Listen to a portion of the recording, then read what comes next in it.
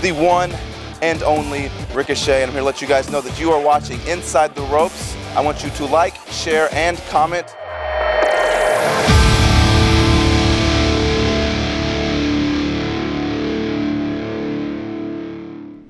And we're back here, and I'm joined by the one and only Ricochet. Now, I don't know if people would believe this, but you are from the same state that Jim Cornette is from. You two are from the same state. Yeah. How is that physically possible? Different parts of the state. You just didn't go to Waffle House? I love Waffle House. Of course you do. You can still have a Waffle House. Anyway, so you're here in NXT, lots of stuff to ask you about. I want to ask you first of all about the stuff with the Velveteen Dream. And something that you said I thought was pretty interesting was that some people, maybe critics, have said that, you know, you're a high flyer, you're a flippy guy, and that's kind of it. And this is a pure story as well. Yeah. So how do you feel about that? Was this important to you to have like a story in NXT? Yes, it was one of the main things that I wanted to focus on. Like, I guess really, because again, like on the independents, I was always kind of the dream match guy, like Ricochet versus this guy, or Ricochet versus this guy in a dream match, or this guy in a dream match, or Ricochet and Seidel versus this team in a dream match. Like, there was never really like a long-term story. And so even like with before, when I was in Lucha, people are like, oh, we like Prince Puma more than we like Ricochet, and I think that has a lot to do with the story. So now that I'm here, people get to see Ricochet, not only the athletic side, but the storytelling as well, which was a big thing that I wanted to work on. And talk a little bit about that angle you guys did on TV, where he said anything that you can do, the Dream can do better, and you literally flip out of the ring and somersault and just stand in front of him and say, prove it. Like, that just seemed mental. Yeah, actually, all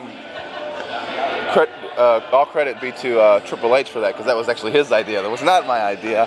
But yeah, kind of the story we have going. Dream wants to show like he's the guy in NXT. Like this is his world, and like he wanted to say that just because, you know, whatever he basically wanted to say anything you can do that I can do better, whether it's athletic ability or whatever.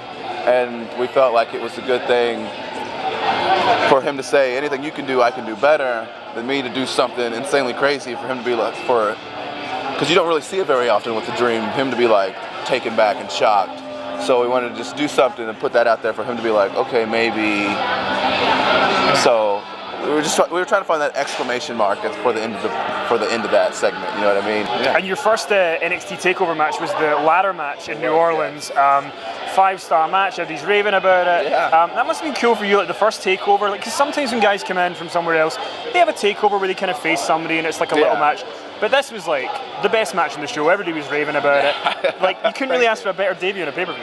That's what I was just about to say. I got so insanely lucky to be put in that match with those guys everyone was so willing to go out there and just put on the best performance, whether it means like all of our ideas were, especially me, like, and Adam Cole, all of our ideas were, oh, I could take this or I could take that, like, give me that move. Like, all of us were so willing to go out there and like put our bodies on the line for each other, you know what I mean? Like, so I got insanely lucky. You had that very infamous match in the Indies with Will Ospreay. There was a kind of like the criticism of like a flippy match or whatever. Yeah. How do you kind of take that, because you're very athletic, but you do also do story, and some kind of older wrestlers or veterans aren't a fan of that kind of style. How do you react to that when people are maybe critical of that new style that you guys have kind of been part of innovating? I mean, I just keep doing my thing. You know what I mean? Like I feel like, especially nowadays, like, you're not going to make everyone happy. If I wrestled a little like older style, then all the newer people might say, you know, like, you just got to do what you do best. You know what I mean? Whether like someone like Zack Sabre Jr., who obviously his technical style, he's the best in the world at it. Like, he's not going to go change it up just because some people don't like it. Same thing with like me and Will, or the same thing with like Cassius Ohno, Chris Hero. Like, he throws some of the best strikes. You know what I mean? And some people think, oh, whatever, but he's not going to change up his style because some people don't like it. So again, like, I'm just going to keep doing what I do, like what I feel like what I do best. Like, it's just be me out there, you know what I mean? Whether it's the flips or whatever I'm put in, I'm going to do that at the best of my abilities. And my last question. My way.